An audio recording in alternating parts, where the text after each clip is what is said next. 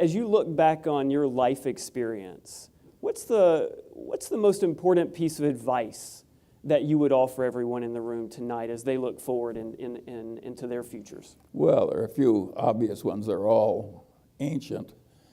Ben Franklin, marriage is like the most important decision you have, not your business career.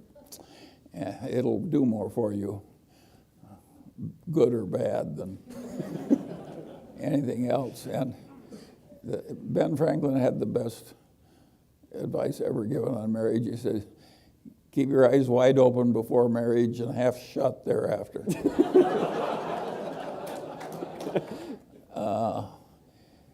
It's amazing how if you just get up every morning and keep plugging and have some discipline and keep learning, and it's amazing how it works out okay.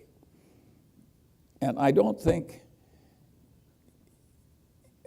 it's wise to have an ambition to be president of the United States or a billionaire or something like that, because the odds are too much against you. Much better to aim low. I did not intend to get rich. I wanted to get independent.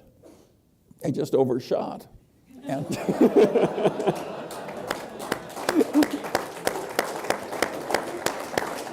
and by the way, while you're clapping, some of the overshooting was accidental.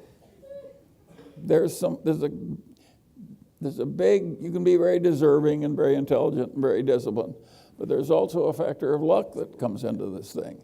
And the people who get the outcomes that seem extraordinary, they're the people who have discipline and intelligence and good virtue, plus a hell of a lot of luck. Why wouldn't the world work like that? So you shouldn't give credit for the unusual. A lot of the people, a friend of mine said about a colleague of his in his fraternity, he says, old George was a duck sitting on a pond and they raised the level of the pond.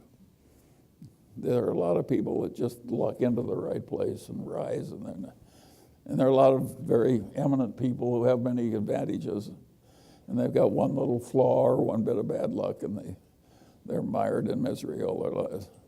But that makes it interesting to have all this variation.